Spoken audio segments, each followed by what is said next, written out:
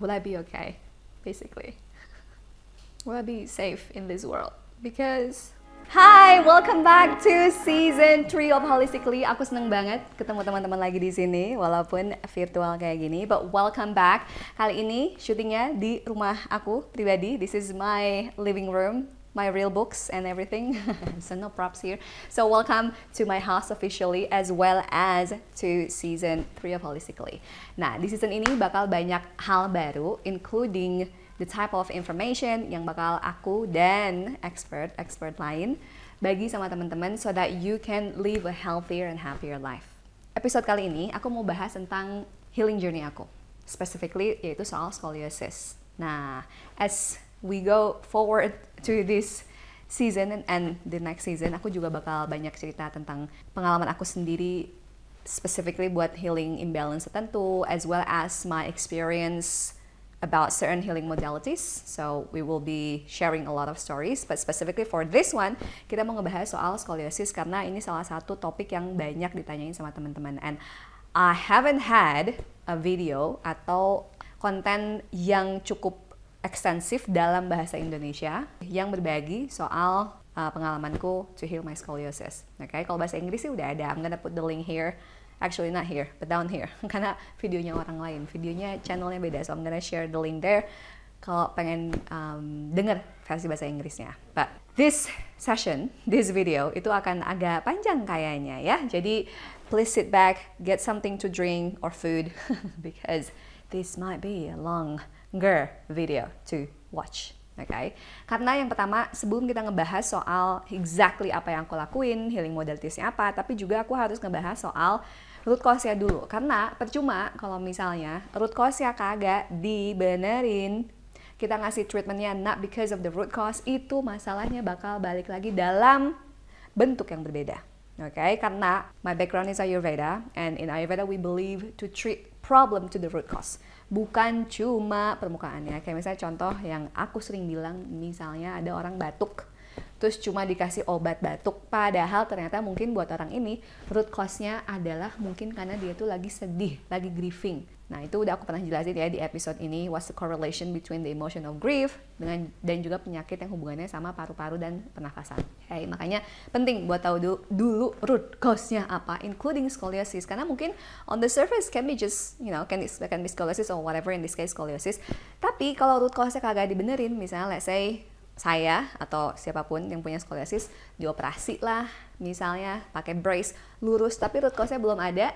Nah, si root cause ini bakal nyari avenue, cara lain, pintu lain di badan kita buat bikin masalah lagi. Okay? So, that's why it's very important to understand the root cause.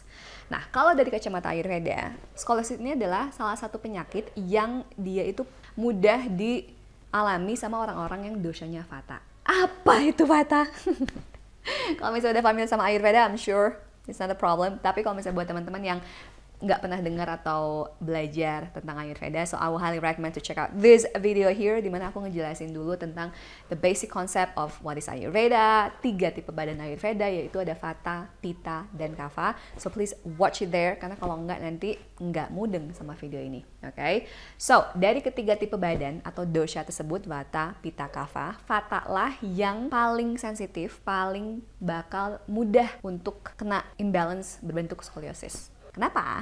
Karena scoliosis itu coba lihat di badannya ya. Scoliosis ini instead of si tulang belakang kita itu bisa menopang badan kita dengan baik, dengan lurus tegap, dia malah belok-belok. There's some imbalance in terms of like the body is unable to support itself. Vata, dia itu kalau udah familiar dan nonton video yang tadi tuh, Vata itu dominan elemennya adalah ether or spirit and air. Jadi elemen yang paling ringan.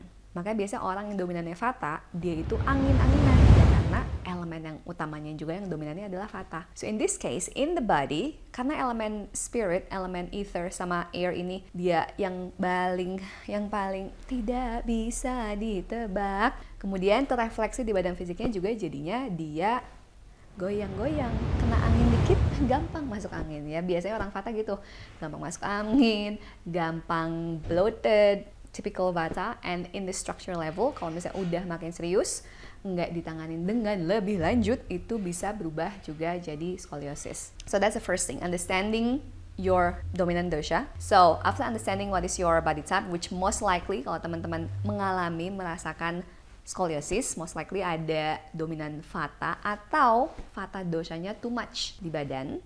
Terus yang kedua kemudian, of course, finding the root cause. Nah, root cause-nya banyak. Ada misalnya kebanyakan makan makanan vata. Kalau makanan vata itu contoh makanan yang kering, makanan yang dingin, atau juga makanan yang old food as well. Terus kalau misalnya dari lifestyle, biasanya orang dominan vata tuh lifestyle-nya dia angin-anginan, gak bisa ditebak, rutinitas. Atau mungkin ada pengalaman-pengalaman lain, misalnya pengalaman kehilangan, kayak gitu. You lost something. Karena, kenapa hubungannya sama pengalaman kehilangan? Because salah satu dominan elemen vata itu kan spirit, the element of the ether, the element where we let go of things. Makanya buat aku pribadi, aku tuh baru tahu scoliosis itu 1 tahun setelah ibuku meninggal.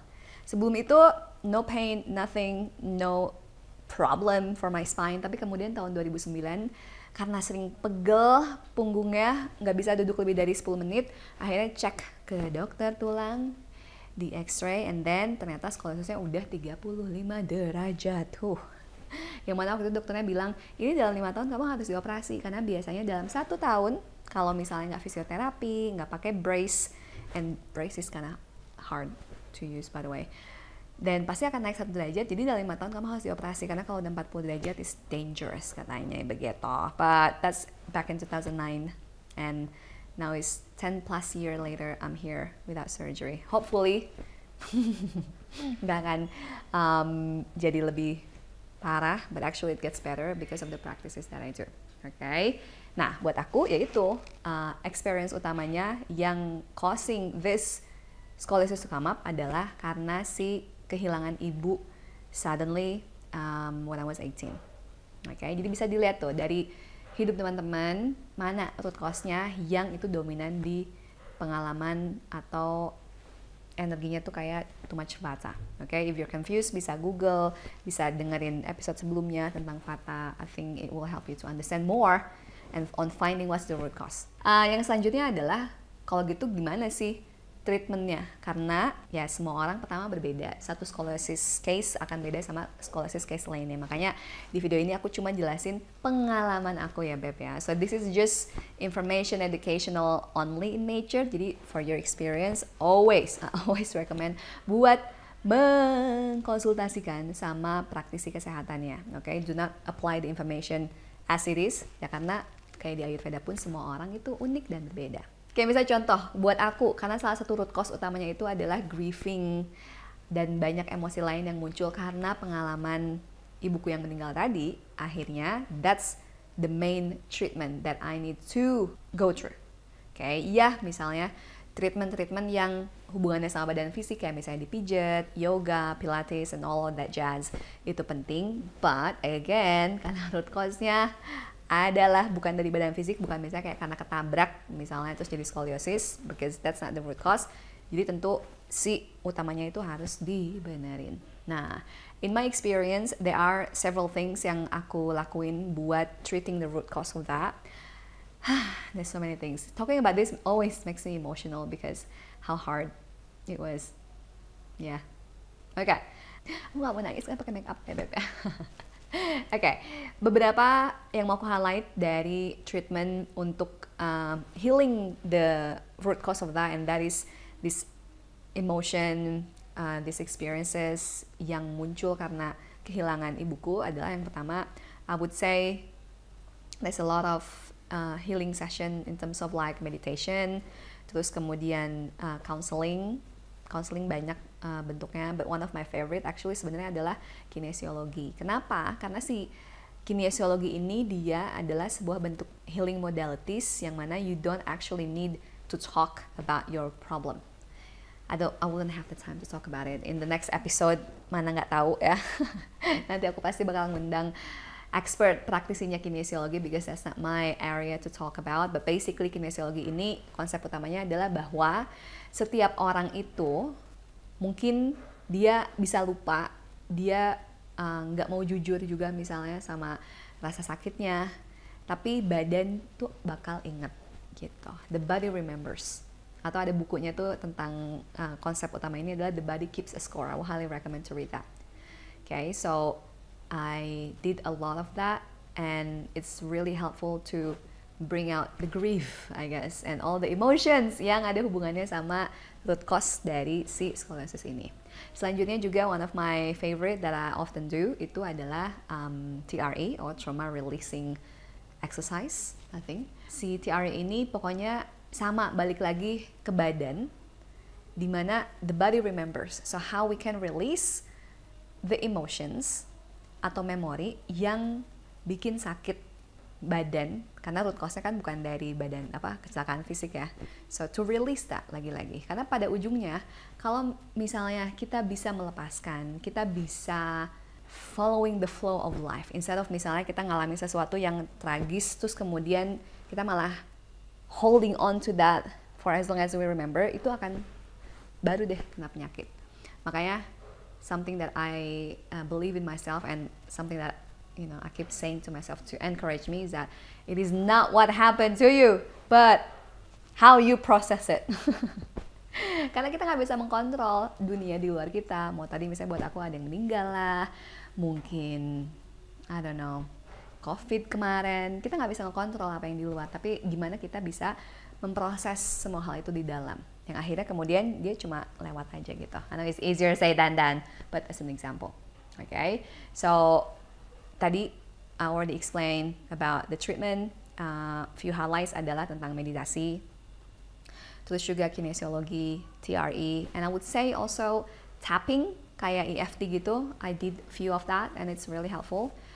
Pokoknya apapun yang bisa bantu aku ngebawa si rasa dan emosi-emosi yang masih nyangkut supaya dia keluar. Kayak gitu. Makanya kenapa kalau orang lagi stres atau lagi going through some emotional turmoil, biasanya ada bagian-bagian di badan yang sakit. Ada yang misalnya pegel di pundak, ada yang misalnya pegel di lower back, ada yang pusing misalnya gitu. Nah itu karena lagi-lagi setiap orang berbeda. Nah buat aku, in my case, ternyata kalau ada emosi yang kurang beneficial dalam konteks ini, grief, and that comes from the experience of loss, ternyata ditaruhnya di lower back gitu. Okay. Nah ini menarik, kenapa lower back? Karena kalau dari kacamata Ayurveda, kalau ada masalah di bagian lower back itu biasanya karena dia ngerasa insecure, dia ngerasa hidup itu nggak aman. And in my experience, when my mom passed away, the biggest emotion that came up to me was that,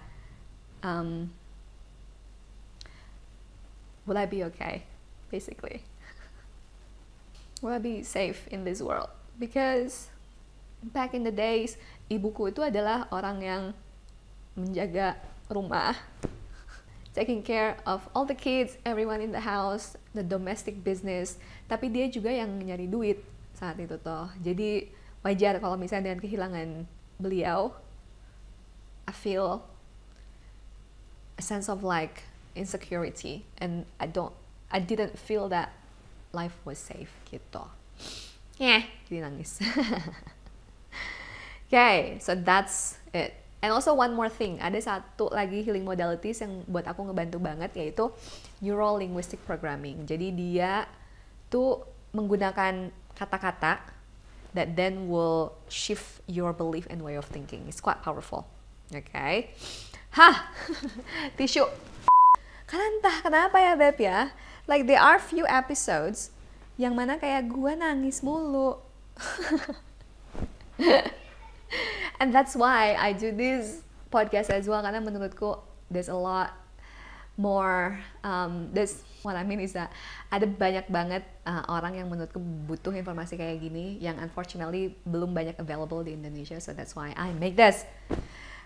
Okay, back again. Nah, tadi kan ada bagian tentang treatment atau healing modalities yang ngebantu secara emosinya, mental state-nya, and then of course kita juga harus addressing si badan fisiknya, karena mau nggak mau ya memang yang kelihatan yaitu adalah di badan fisiknya kayak gitu. Kalau ingat di episode sebelumnya aku udah ngebahas tentang 5 lapisan tubuh, 5 layers of the body, linknya aku taruh di sini, yang mana di 5 lapisan badan itu kan kita nggak cuma badan fisik, tapi juga ada badan emosi, badan energi, dan lain-lainnya. Nah, makanya even though misalnya secara root cause-nya ada di badan emosi, badan mental ini, tapi kan bakal ngefek ke area lain, salah satunya adalah badan fisik, yang mana buat aku scoliosis, and in this case, when we treat the scoliosis in this physical realm, the physical body, itu juga bakal treating si emotional body as well. Tapi tentu aja lebih powerful, we need to find the root cause gitu. Jadi semuanya penting untuk di address apa coba? Jadi penting intinya buat kita ngelakuin treatment untuk semua layer badan ini. Tapi tentu utamanya finding the root cause. Okay? Nah, kalau secara fisik ini, there are a few things. First of all, dancing. Kenapa? Karena buat aku, any form of like dance, especially free form dance, itu sebuah terapi. Because I feel like the body knows how to heal itself, dan salah satunya adalah dengan gerakan. Kalau aku dance misalnya, itu nggak cuma dance yang kayak tapi when I go to like the kind of like free form dance, I will move like weird way as well, yang mana kayak oh enggak, badannya pengennya digerakinnya ke sebelah situ gitu. That is why free form dance specifically itu terapi banget buat aku. So that's first. Yang selanjutnya, my highlight itu adalah sesuatu yang disebut sebagai rolfing. Di rolfing itu waktu itu aku nyobain pertama kali di Thailand. Wow, that was painful. Painful, sakit banget rolfing, karena dia tuh intinya merubah fascia. So quick story about si fascia ini. Jadi kan yang imbalance itu kan tulangnya ya, si strukturnya di badan kita yang very solid. Tapi kan si tulang ini dia dikelilingi sama otot, yang mana otot ini dia tuh juga surrounded by this thing called fascia.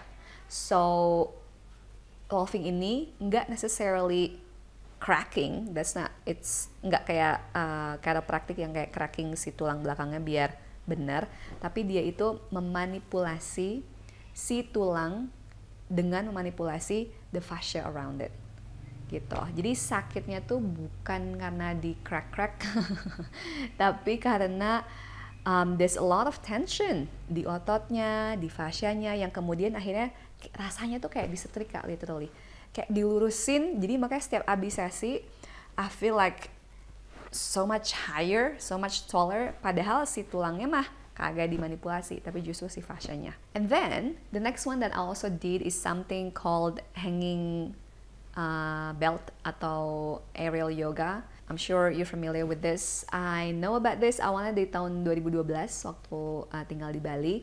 I have the belt everywhere I go. Jadi bukan yang pakai silk yoga yang buat aerial itu, aku nggak punya sih kalau gitu. I never tried actually for that. Tapi yang aku punya tuh bentuknya emang kayak belt, kayak sabuk gitu, panjang, ukurannya kayak segini. Terus suka aku gantung. Basically I just hang upside down. Of course this is not going to fix it, tapi lebih kayak ngasih space, ngasih ruang buat si tulangnya nggak cramping each other from time to time. So I really love that. That was really good. I have the belt everywhere I go. Let's go with me. Selanjutnya yang juga ngebantu adalah sesuatu yang disebut sebagai detox belly massage, atau nama lainnya, nama aslinya adalah Chinesang. Dia tuh aslinya dari Cina. So what it is basically memijat organ dalam. Jadi makanya yang dipijat itu perutnya, jadi nggak dipijat dari dalam ya, of course. Dipijatnya perutnya, tapi dengan intensi untuk releasing any stagnation yang ada di perut. And I'm not kidding, this is very painful as well. Apalagi kalau misalnya punya kebiasaan nahan-nahan emosi, yang mana I'm sure we all do. Makanya kenapa kalau misalnya stres, kalau misalnya banyak pikiran, apalah sedih, tiba-tiba perutnya nggak enak. Nah, karena memang setiap organ ini ada emosi tertentu yang mana dia punya tendensi kesimpan di situ. Kita udah ngomongin soal topik tersebut di episode yang sebelumnya sama Mbak Dewi. I'm gonna put the link here, please watch that. And yeah, it's really helpful, even though nggak directly lagi-lagi treating the spine itself, the scoliosis, but again, we are treating the root cause of it, and for me, it was the emotion. So the next treatment that I found really helpful juga itu acupuncture. Kenapa? Karena acupuncture ini, specifically khususnya kalau misalnya punya rasa sakit di punggung, is very helpful. Tapi meskipun nggak ada rasa sakit, I found it to be very helpful as well, karena acupuncture ini kan working on the meridian lines of the body, the energetic part of the body. Jadi karena lagi-lagi skoliosis itu kan bukan cuma masalah fisik, but there's so many layers to that imbalance. Jadi ini ngebantu buat releasing any stagnation di badan energi tadi. Okay? Dan satu lagi treatment yang aku juga ngerasa ngebantu banget adalah Thai massage. Tapi bukan sembarang Thai massage, bukan kayak ke tempat yang spa atau apalah di pinggir jalan. Kalau misalnya Thailand kan banyak tuh di pinggir jalan. It's not just that kind of Thai massage yang is all about cracking lagi-lagi, tapi the kind of Thai massage that is actually suited to your individual. Makanya what I tried is something called Thai Vedic. Jadi sambungan, campuran antara Thai massage and Ayurveda. Karena si massage-nya ini, si Thai massage-nya ini dia di-adjust according to your dosha. Dalam konteks ini buatku adalah according to Vata. Karena tiap area badan itu butuh treatment tertentu. Itu sering banget berkali-kali kalau aku tiap nyobain si Thai Vedic ini. Kalau aku dipijet di area tertentu, di specific part di bagian punggung, itu tiba-tiba nangis banyak banget. Makanya to be honest, the first few years of my treatment itu tiap ke treatment tuh nangis aja bawaannya. Kagak apa ya, I thought it's gonna be like gimana gitu, taunya loh kok banyak nangisnya, because apparently yaitu banyak nahan rasa sedih dan grieving yang belum dikeluarkan. Karena if I look back when my mom passed away, aku tuh sebenarnya di depan banyak orang, when she passed away, I didn't really show so much of my sadness. Iya sih, sedih, matanya juga sembab, tapi enggak yang gimana banget, karena ya itu, I find it difficult to express my emotion. And the last thing, itu ada satu treatment modality namanya body harmony. I don't think there's any practitioner of this in Indonesia. Aku nyobain pertama kali itu di Australia, and basically body harmony itu dia lagi-lagi konsepnya sama kayak kinesiologi, di mana dia itu nanya ke badan. Jadi nggak dipijet yang kayak nggak keras dipijet gitu, it's not like that. Tapi justru si praktisinya bakal misalnya megang misalnya daerah lower back, because usually it's painful there. Terus kemudian dia itu bakal ngedengerin si badannya ini mau digerakinnya kemana. Makanya kenapa nyambung sama kenapa aku suka dance therapy, because basically I dance, I move whatever my body wants. Dan dalam konteks ini dia di-assist sama praktisi lain. So makanya ini it's like something that you want to be very picky sama praktisinya siapa, karena that means this person needs to be very intuitive juga, harus sensitif sama badan dari kliennya. So that's all the highlight of the treatment yang aku dapat dari orang that actually treating my physical body aspect.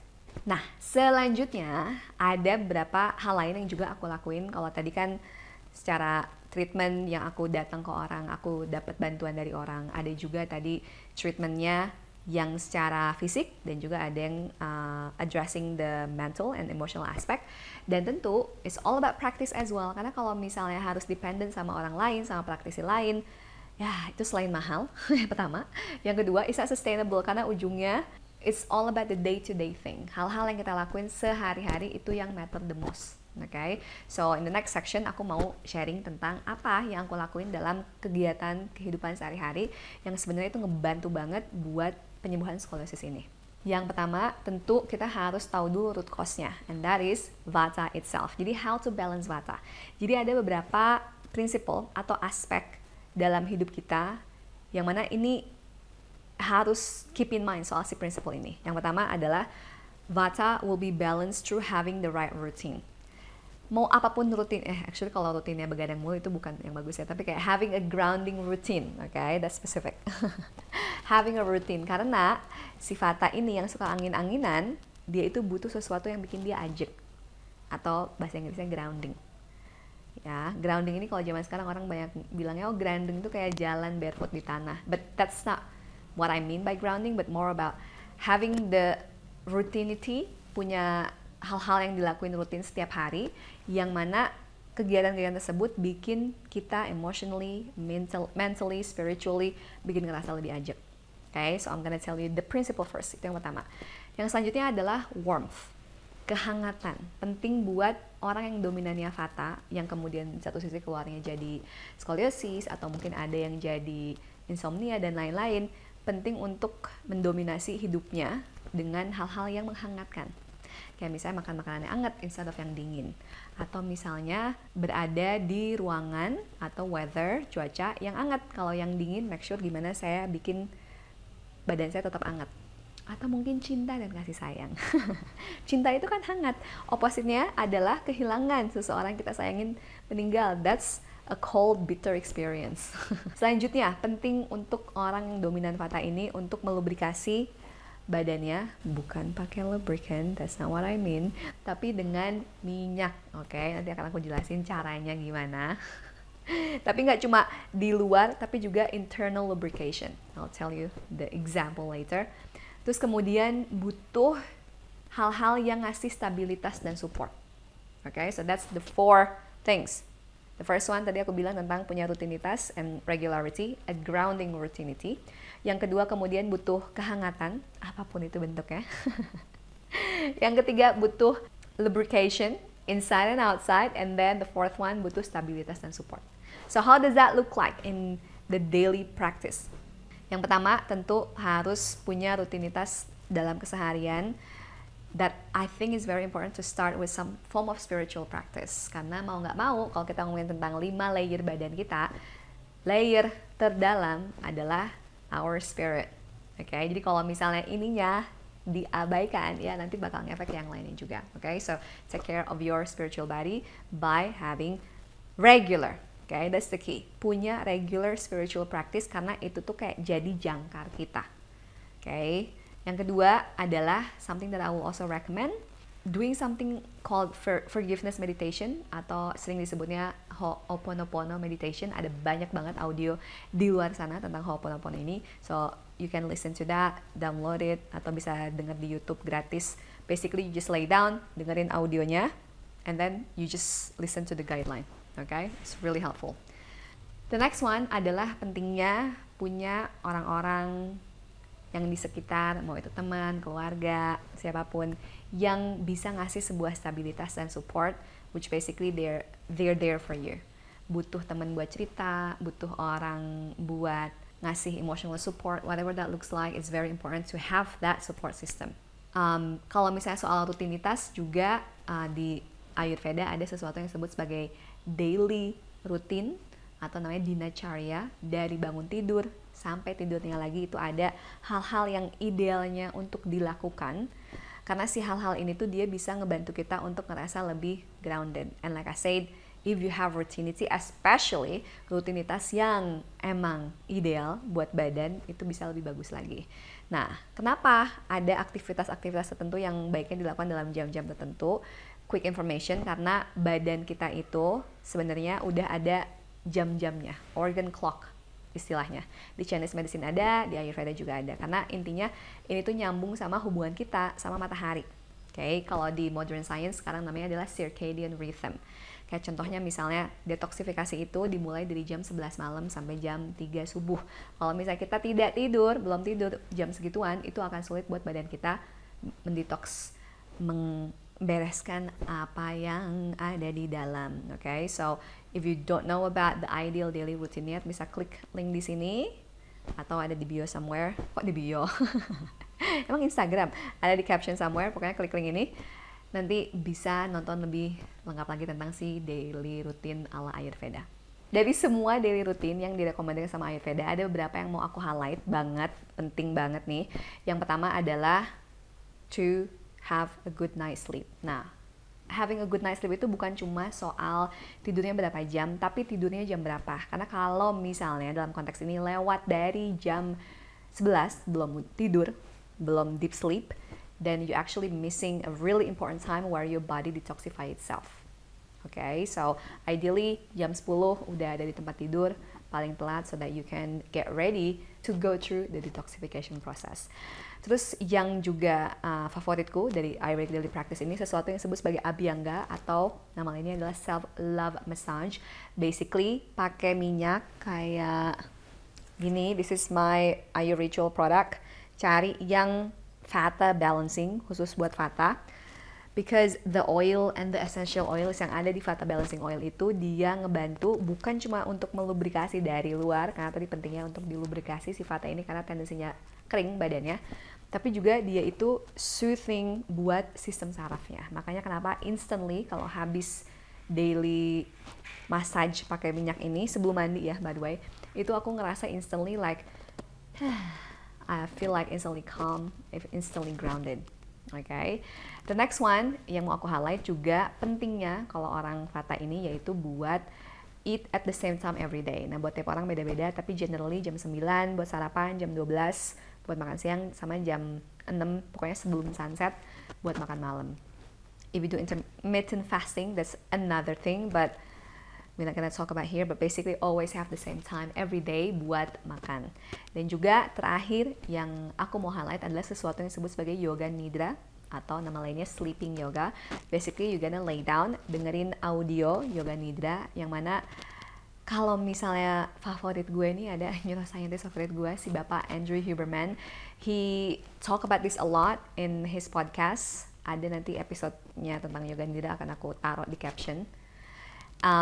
He call it non-sleep depressed, but depressed bukan depressed kayak deep rest, okay?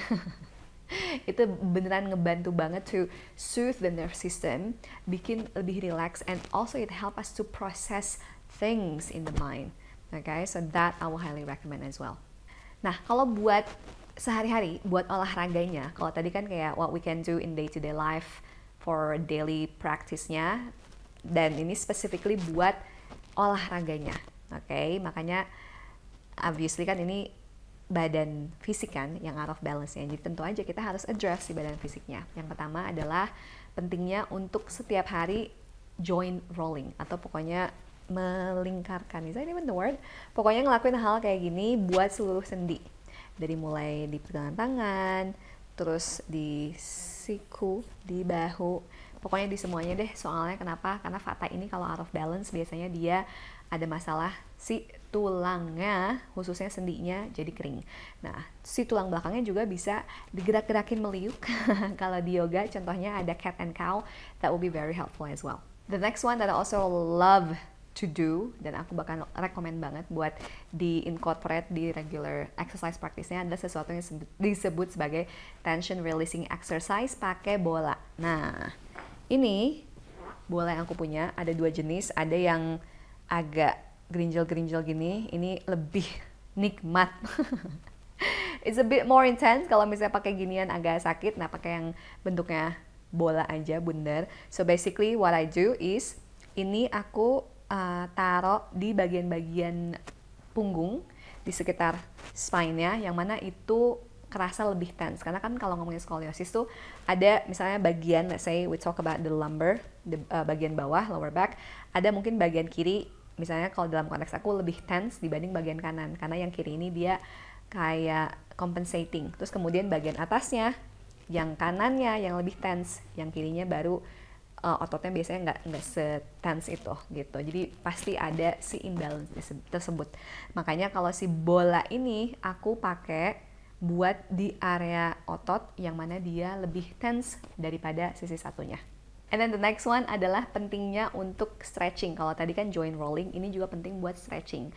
Now, ini dari pengalamanku pribadi, aku tuh dulu badannya stiff banget. Kayak misalnya kalau fold forward itu nggak bisa nyentuh tanah atau nyentuh kaki, jempol sendiri itu kagak bisa. Tapi ternyata itu lagi-lagi karena salah satunya adalah si tulang belakangnya, karena selain ada scoliosis juga karena dia jarang digerakin each vertebrae-nya, jadinya kaku. Makanya penting daily-nya always have some form of like stretching, karena kalau enggak badan orang Vata itu bisa gampang kaku.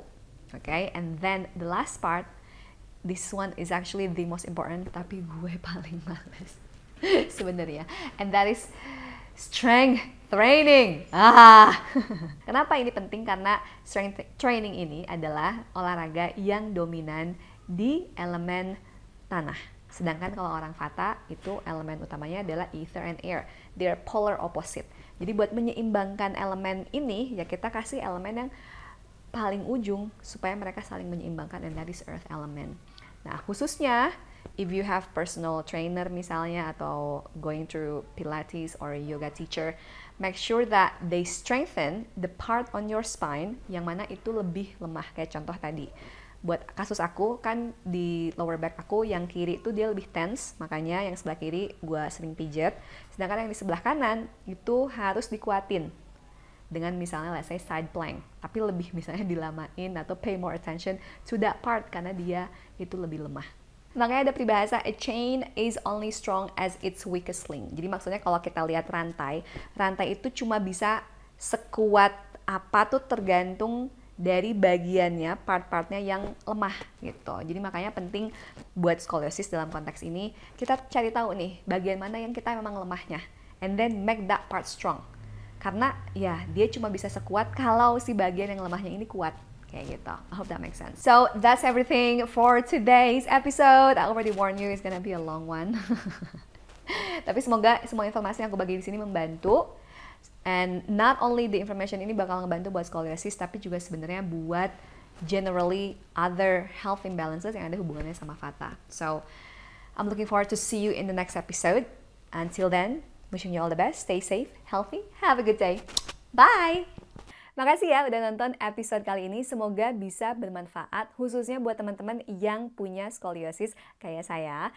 And if you haven't subscribed, make sure subscribe dulu di sebelah sini supaya bisa dapetin notifikasi when we release another episode, as well as kalau pengen belajar lebih dalam lagi tentang how to take care of our body holistically dari kacamata Ayurveda, yaitu tentang 5 layer badan kita, itu bisa ditonton lebih lengkapnya di episode sebelumnya di sini.